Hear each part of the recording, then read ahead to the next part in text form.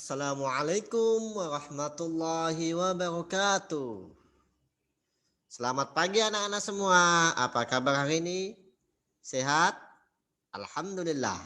Semoga kita senantiasa diberi kesehatan oleh Allah Subhanahu wa taala dan semoga segala aktivitas kita selalu bernilai ibadah di sisi Allah Subhanahu wa taala. Amin ya rabbal alamin. Anak-anakku yang hebat-hebat, yang soleh-solehah, bertemu lagi kita dalam pelajaran pendidikan agama Islam dan budi pekerti.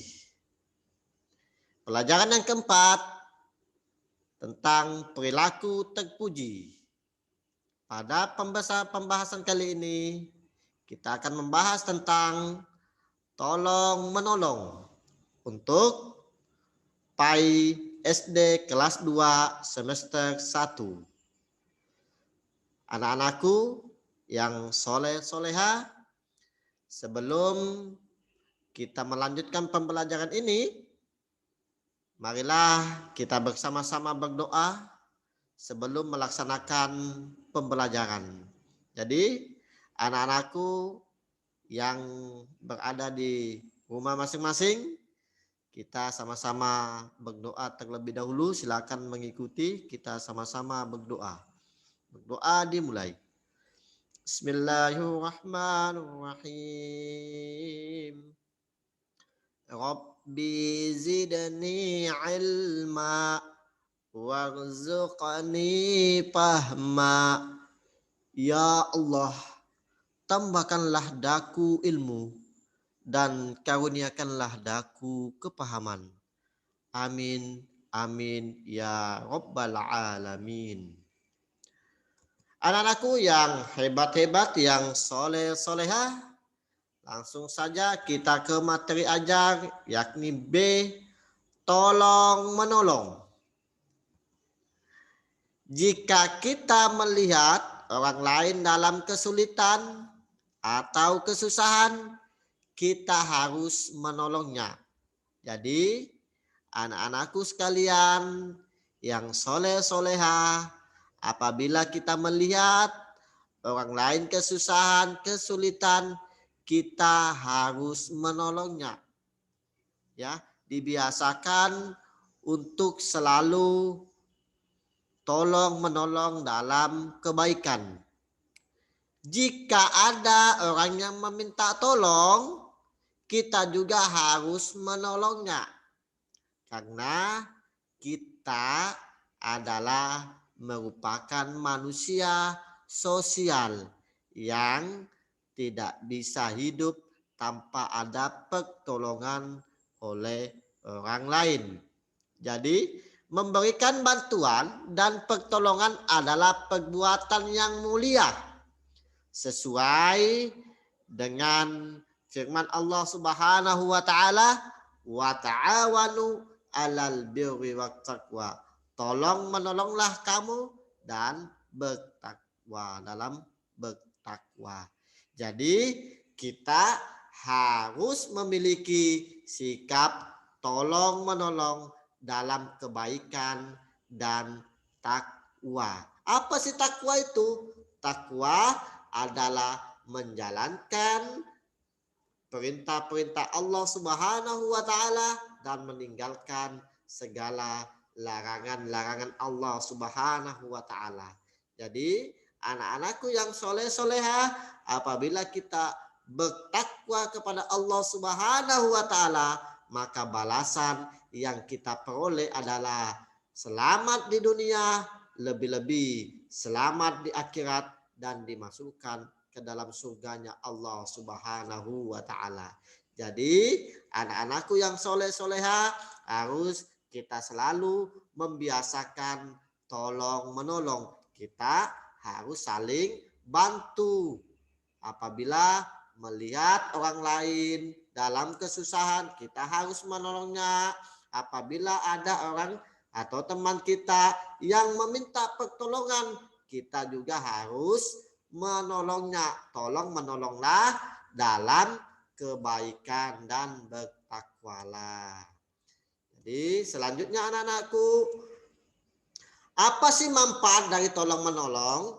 Manfaat tolong menolong antar sesama adalah mempererat persaudaraan, mempercepat selesainya pekerjaan, dan saling membantu biaya yang dikeluarkan relatif sedikit. Jadi apabila kita tolong menolong, manfaatnya adalah selalu mempererat persaudaraan, dan apabila ada pekerjaan yang berat, apabila dikerjakan bersama-sama, maka akan cepat selesai pekerjaan yang kita kerjakan. Jadi manusia ini tidak lain dan tidak bukan adalah makhluk yang sosial, yang tidak pernah lepas daripada tolong menolong. Begitu juga sebaliknya, suatu saat kita juga pasti memerlukan pertolongan dari orang lain. Jadi kita menolong itu harus ikhlas, harus ikhlas dan sukarela saat menolong. Merupakan pengalaman nilai sila kedua. Ya, sudah hafal ya anak-anak? Pancasila bunyi yang kedua adalah kemanusiaan yang adil dan beradab. Ini adalah sila yang kedua berkaitan tentang tolong menolong. Jadi anak-anakku yang soleh-soleha harus dibiasakan untuk saling tolong dan menolong.